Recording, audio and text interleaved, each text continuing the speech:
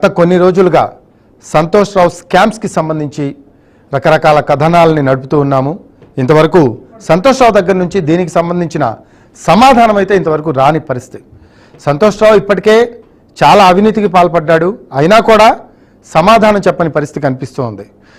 ప్రజల సొమ్ముతో సంతోష్ రావు ఇంత అవినీతి చేసి ముందుకొచ్చి సమాధానం చెప్పాలి కదా. ఒకవేళ సమాధానం చెప్పకపోతే అవినీతి చేసినట్టేనా? ఒప్పుకోవాలి కదా. ప్రజా సొమ్మును ఎందుకు సంతోష్ రావు ఇంతలా అవినీతి చేసి సంతోష్ రావుకి సంబంధించిన వాళ్ళకందరికీ కూడబెట్టి మరీ ఇచ్చాడు అనేది తెలియాలి కదా. సిఎండి హోదాలో ఉండి ప్రజల సొమ్ముని కాపాడాల్సిన సంతోష్ రావు ఇలా ఎందుకు చేశాడు, ఎన్ని స్కామ్లు చేశాడు అనేది ప్రతిరోజు మీకు చెప్తానన్నాను. దాంట్లో భాగంగానే ప్రజలకు ప్రభుత్వానికి మధ్య వారధిలా ఒక జర్నలిజం పోస్ట్లో ఉండి సంతోష్ రావు మీద ఎంతో ఆపరేషన్ చేశాం. బ్యాక్లో 2 years నుంచి ఆపరేషన్ జరుగుతుంది. మా నేషనల్ టీం దీనికి సంబంధించి ఆపరేషన్ చేస్తూ ఉన్నారు. ఈరోజు అదంతా కూడా బయట పెట్టడానికి నేను గత 3-4 రోజుల నుంచి మీ ముందుకు వస్తూ ఉన్నాను. అయినా కూడా సంతోష్ రావు కానీ సంతోష్ రావు తొత్తులు కానీ ఎవరు కూడా స్పందించని పరిస్థితి.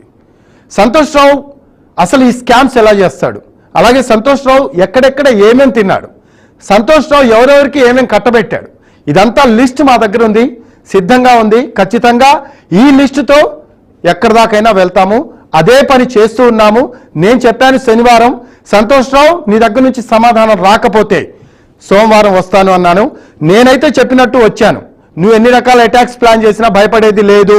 సంతోష్ రావు క్లియర్గా చెప్తున్నాను, కోర్టుకు వెళ్ళడానికి సిద్ధం. అలాగే కేంద్రంలో ఉన్న పవర్ డిపార్ట్మెంట్, అలాగే విజిలెన్స్, ఎవరి దగ్గరికైనా వెళ్తాం. నీ కోసం లోకాయుక్తకి వెళ్తాం, ఈడీకి వెళ్తాం, సిబిఐకి వెళ్తాం. అందరి దగ్గరికి వెళ్ళి నీకు సంబంధించిన అవినీతి దారుణాలు మొత్తం కూడా చెప్పే ప్రయత్నం చేస్తాం. ఎందుకు నువ్వు ఇంత అవినీతికి పాల్పడాల్సి వచ్చింది, ఏఈ నుంచి మొదలుకొని నీ పరంపర ఇప్పటి వరకు కూడా కొనసాగుతోంది, ఎందుకు ఇంతలా ప్రజా సొమ్మును దుర్వినియోగం చేస్తున్నావు నీ అవినీతి కోసం, ఇదంతా కూడా ఖచ్చితంగా చెప్పాల్సిన అవసరం ఉంది. ఇక ప్రభుత్వం విషయానికి వద్దాం. ప్రభుత్వం ఎంతో ప్రతిష్టాత్మకంగా తీసుకొని ఏపీని అభివృద్ధి చేయాలని ఒక బిల్తో ఉంది. అటువంటి ప్రభుత్వానికి ఈరోజు సంతోష్ రావు వల్ల చెడ్డ పేరు వచ్చే పరిస్థితి కనిపిస్తోంది. It's not a good thing. Santosh Rao ప్రజలు ఇప్పటికే చాలా ఇబ్బందులు పడుతున్న పరిస్థితి ఆర్థిక పరంగా. నీలాంటి వాళ్ళ వల్ల ఇప్పుడు ప్రజలందరూ కూడా మళ్ళీ ఇబ్బందులు పడాల్సి వస్తుంది. ఎందుకంటే నువ్వు ఇలా అవినీతికి పాల్పడితే ఖచ్చితంగా విద్యుత్ రేట్లలో చాలా తేడా వస్తుంది. 1000 రూపాయలు బిల్ అనుకుందాం, పవర్ బిల్, దానికి 1000 రూపాయలు కనపడని ఛార్జెస్ పడుతున్నాయి. ఎందుకంటే కేవలం నీలాంటి వాడు సీఎండీగా ఉండటం వల్ల. అది బాగా గుర్తుంచుకో సంతోష్ రావు. సరే, ఇక సంతోష్ రావు అవినీతి విషయాల్లోకి వెళ్దాము. సంతోష్ రావు అవినీతికి సంబంధించి ప్రతి ఒక్క ఆ స్కామ్కి సంబంధించి కథనాలతో మీ ముందుకు వస్తానన్నాను. దాంట్లో భాగంగానే మీ ముందుకు వచ్చాను. కాబట్టి నిన్న అంటే శనివారం విద్యుత్ టవర్ స్కామ్కి సంబంధించి ఎక్స్ప్లెయిన్ చేశాను. ఇంకా డెప్త్కి వెళ్లాల్సింది కానీ టైం సరిపోలేదు. సంతోష్ రావుకి ఆ 1 hour టైం ఇవ్వటమే చాలా ఎక్కువ. ఎందుకంటే ఇంకా చెప్పాలని ఉంది, కానీ ప్రజా సమస్యలు చాలా ఉన్నాయి వివరించాల్సినవి. సో టీవీలో వివరించాలి కాబట్టి కొంచెం స్టాండ్ బై ఇచ్చాం. ఇంకా డెప్త్గా వెళ్ళి మరీ చెప్తాను. సంతోష్ రావు అండ్ టీంని మనం ఒకసారి చూద్దాము. Santosh Rao and team. సంతోష్ రావుకి ఒక ముఖ్య అనుచరుడు ఉన్నాడు, ఆయనే మిస్టర్ సీను. మిస్టర్ సంతోష్ రావుకి మిస్టర్ సీను ఒక నీడ లాంటి వాడు అన్నమాట. ఈయన ఒక కారులో వస్తాడు, ఏది ఆఫీస్ నుంచి, వేరే కారులో సీను గారి త్రూ వెళ్తాడు. అంటే ఇంకా ఆయన ఎక్కడ వెళ్తాడో ఏందా ఎవరికి తెలియదు, కానీ కారు మారితే మొత్తం మారిపోద్ది అనమాట. ఆయన వ్యవహారం మారిపోద్ది, డీల్స్ మారిపోతాయి, సెటిల్మెంట్స్ మారిపోతాయి, అన్నీ మారిపోతాయి. వెంటనే కారు ఎక్కాడంటే వేరే కారు, వెంటనే సెటిల్మెంట్కి డీల్కి వెళ్తున్నాడని ఉద్దేశం. అంటే అక్కడ కాంట్రాక్టర్స్ ఎవరితో ఒకరితో డీల్ మాట్లాడుకోవటం, ఏం స్కామ్ చేస్తే బాగుంటుంది, ఎవరికి ఎంత లబ్ధి చేకూరుస్తే బాగుంటుంది అనేది మాట్లాడుకుంటాడు. అక్కడి నుంచి ఆ ముఖ్య అనుచరుడికి కాంట్రాక్టర్స్ కాంటాక్ట్లో ఉంటామో లేకపోతే సంతోష్ రావుకి కాంటాక్ట్లో ఉంటామో జరిగింది. దాని తర్వాత ఈ మహానుభావుడు ఏం చేస్తాడంటే ఒక నోటిఫికేషన్ని రిలీజ్ చేస్తాడు. అంటే ఆ స్కామ్ని బట్టి ఉంటుందన్నమాట. స్కామ్ని బట్టి అగ్రిమెంట్, అంటే గతంలో జరిగిన టెండర్స్లో దీన్ని దూర్చాలా లేకపోతే సొంతంగా ఒక నోటిఫికేషన్ అంటే టెండర్ని ఒకటి పిలవాలా నోటిఫికేషన్ ఇచ్చి అనేది చూసి దాన్ని బట్టి ఏం చేస్తారంటే ఈ టీం ఉంటుంది కదా, ఈ సిజిఎంలు, డిఈ, ఏడిఈ, ఏఈ, ఈ ఎలక్ట్రికల్ ఇంజనీర్, వీళ్ళందరూ కూడా ఒక టీం అనమాట. దీంట్లో కొంతమంది నీతిమంతులు కూడా ఉన్నారండి, మనం అది మర్చిపోకూడదు. కొంతమంది నీతిమంతులు కూడా ఉన్నారు, కానీ వాళ్ళని మభ్యపెట్టి భయపెట్టి వాళ్ళతో పనులు చేయించుకుంటారు. ఇప్పటికే చాలామంది సంతోష్ రావు వల్ల రోడ్డు పాలైన ఫ్యామిలీస్ చాలా ఉన్నాయి. ఇప్పుడు ప్రజలు కూడా రోడ్డు పాలయ్యే పరిస్థితి కనిపిస్తోంది. Right, okay, coming to point, Santosh రావుకి సంబంధించిన టీం ఇది. సో ఈ టీంతోనే సంతోష్ రావు తన అవినీతికి పాల్పడుతున్న పరిస్థితి. ఇంకా చాలా మంది ఉన్నారు, కొంతమంది అనుచరులు కూడా ఉన్నారు, ఇంకా కొంతమంది ఇతను అంతే ముఖ్య అనుచరుడు, ఇంకా చాలా మంది ఉన్నారు, పేర్లు సరిపోవు, అంతమంది ఉన్నారు అనమాట సంతోష్ రావు టీం. ఇక సరే, సంతోష్ రావు స్కామ్స్ ఒకసారి చూద్దాం. ఇప్పటి వరకు సంతోష్ రావు ఎటువంటి స్కామ్స్ చేశాడు అంటే, ఇది జస్ట్ ఏఈ నుంచి మొదలుకొని ఉన్న స్కామ్స్ కాదు, అందులో కొన్నేవి ఇంకా చాలా ఉన్నాయి మా దగ్గర చిట్టా. గుంటూరులో డి డివిజన్ ఆఫీస్ స్కామ్. గుంటూరులో డి డివిజన్ ఆఫీస్ స్కామ్ ఎలా జరిగిందంటే, అక్కడ ఒక డివిజన్ ఆఫీస్ కావాలి అని చెప్పి ఈ మహానుభావుడు ఒక స్కామ్కి తెరలేపాడు. 10 కోట్లు అవుతుందని చెప్పేసి ప్రైవేట్ సంస్థల నుంచి వసూలు చేశాడు. అందులో అక్కడ అయింది 2 కోట్లే, ఈయన 8 కోట్లు స్వాహా చేశాడు. దానికి సంబంధించిన కథనాలు వచ్చాయి, దానికి సంబంధించి ఎంతో మంది అడిగే ప్రయత్నం చేశారు, ఎక్కడా కూడా సమాధానం చెప్పాల. ఇక కమింగ్ టు తిరుపతి చీఫ్ ఇంజనీర్గా ఉన్నప్పుడు విద్యుత్ వైర్ల స్కాము, బోర్లకు విద్యుత్ టవర్ల స్కామ్. ఒక దాంట్లో ఏమో 170 కోట్ల వరకు ఏదో తిన్న పరిస్థితి, ఇంకో దాంట్లో 70 నుంచి 80 కోట్లు తిన్నాడు. ఈ 2 స్కామ్స్ కూడా అప్పట్లో కథనాలు వచ్చాయి, అయినా పెద్ద మనిషి స్పందించాల. ఎందుకంటే మహానుభావుడు పెద్ద మనసు అయింది, డబ్బులు పంచడమే, అవినీతి సొమ్ముని అతని టీంకి పంచుతూ ఉండటమే ఆయన పని. సో అందుకోసం ఎవరికి స్పందించిన పరిస్థితి అనమాట. ఇక ట్రాన్స్ఫార్మర్ల కొనుగోలు స్కామ్, ఇదొక పెద్ద స్కాము. ఈ స్కామ్లో చాలా మతలబులు ఉన్నాయి, అవన్నీ కూడా మీకు వివరించే ప్రయత్నం చేస్తాం. దాని గురించి నేను మళ్ళీ ఒక కథనంతో మీ ముందుకు వస్తాను. విద్యుత్ మోటార్ స్కామ్, ఇది కూడా చాలా పెద్ద స్కామ్. అంటే ఏ స్కామ్లో కూడా పెద్ద మనిషి 100 కోట్లకి తక్కువ తినలా. అంటే ఇప్పటి వరకు సంతోష్ రావు తిన్న సొమ్ము 1800 కోట్లకు పైగానే ఉంటుందని మా ఆపరేషన్లో తెలిసింది. అంటే ఏ రేంజ్లో సంతోష్ రావు అవినీతికి పాల్పడ్డాడు అనేది మీరు అర్థం చేసుకోవచ్చు. కానీ ఇంకొకటి నేను ఎప్పుడూ చెప్తూ ఉన్నాను, కథనాలు అతని గురించి చెప్పేటప్పుడు లాజికల్లీ టెక్నికల్లీ చాలా క్లియర్గా ఉంటాడు సంతోష్ రావు.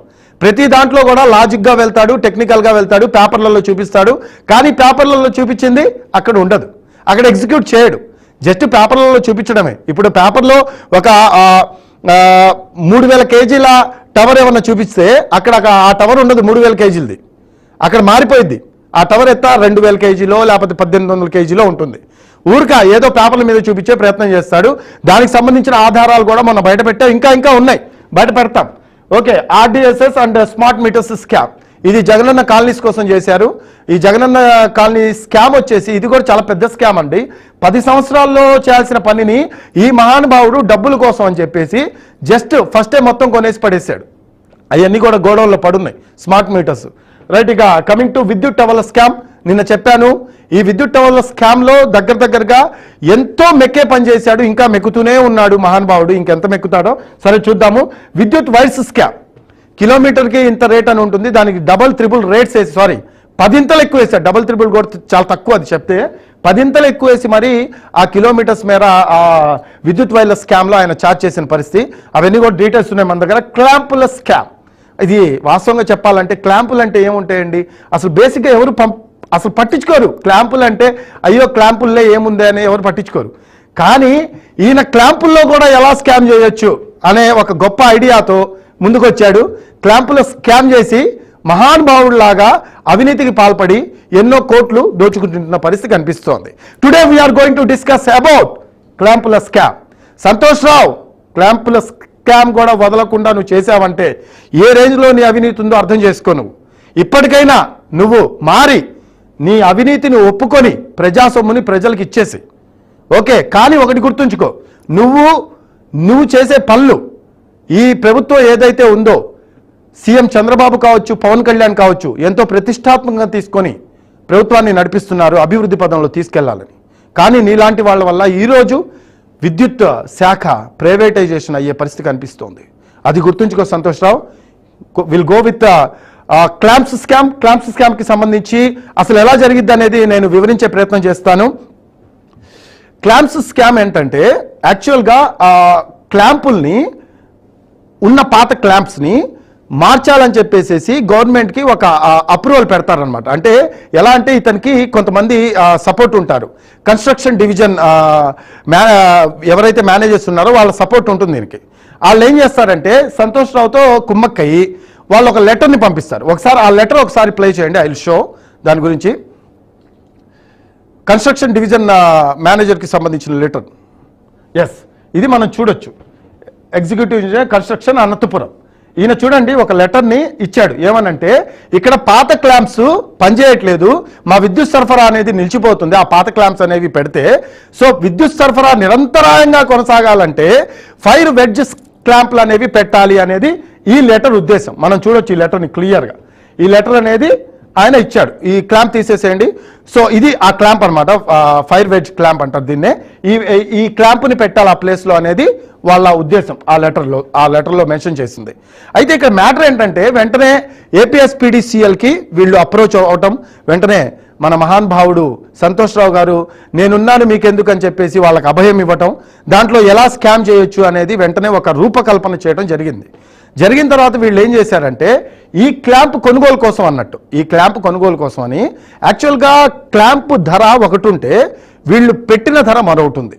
వాస్తవంగా మార్కెట్ రేట్ ఒకసారి క్లాంపులకి సంబంధించిన మార్కెట్ రేట్ ఉంటుంది, ఒకసారి మనం అది తీసాం కదా మనీ పవర్కి సంబంధించిన కొటేషన్ పెట్టండి. ఎస్, ఇది మనీ పవర్కి సంబంధించిన కొటేషన్. ఇది మనం చూడొచ్చు. ఒక క్లాంప్ ధర ఎంత ఉంది అంటే 210 రూపాయలు. ఇక్కడ ఇస్తున్నాడు చూడండి క్లియర్గా. ఒకటి 105 రూపాయలు, 210 రూపాయలు. అంటే ఓవరాల్గా మనం చూసుకుంటే ఆన్ అండ్ యావరేజ్ 210, 200 కంటే ఎక్కువ లేదు ఇక్కడ. మీరు చూడొచ్చు క్లియర్గా, ఇక్కడ ఓవరాల్గా మీకు క్లియర్గా కనపడుతుంది. క్వాంటిటీ 7440, 210 మొత్తం కలిపి రేట్ ఇచ్చాడు. అంటే వీళ్ళు గ్రాండ్ టోటల్ వచ్చేసి 5 crores 4 lakhs overall 50 sorry yes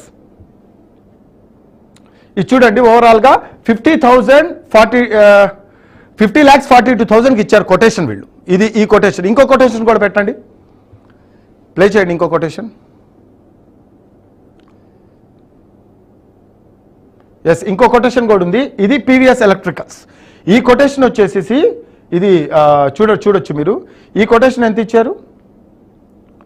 so ఇక్కడ కూడా 200 కంటే ఎక్కువ లేదు రేటు, మీరు గమనించవచ్చు. 200, 195, 200, 195, 275 అంటే అంతకంటే కూడా ఎక్కువ లేదు. ఈయన 18 లక్షలుగా ఏమి ఇచ్చినట్టున్నారు వీళ్ళు కొటేషన్ ఓవరాల్గా.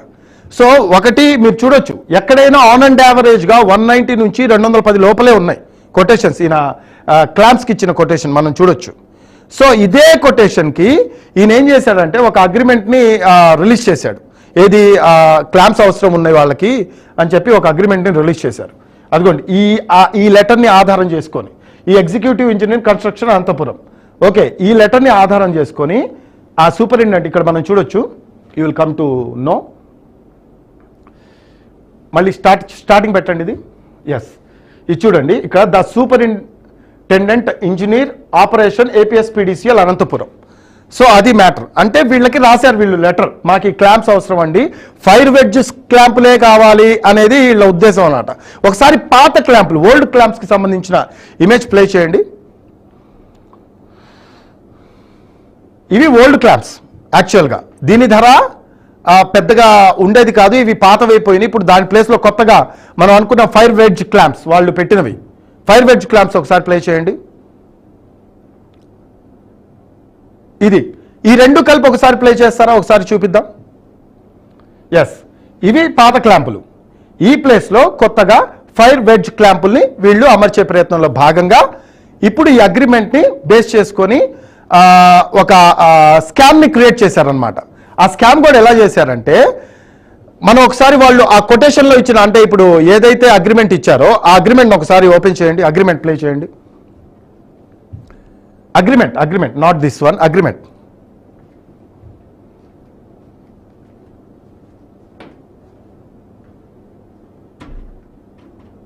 ఎస్, ఇది వచ్చి మనం చూడొచ్చు.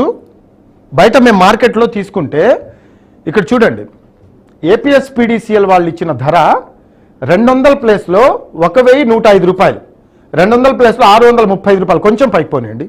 ప్లేట్ చూడండి, 1,080 రూపాయలు, 195 దానికి. అలా ఎంత వ్యత్యాసం ఉందనేది ఒకసారి ప్లే చేయొచ్చు.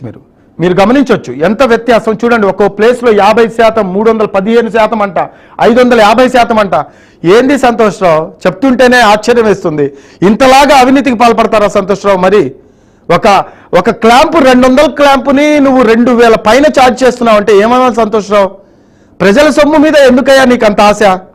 ఏందయ్యా ఇది? మరి ఇంత ఘోరమా? ఇంత ఘోరంగా చార్జ్ చేస్తారా సంతోష్ రావు?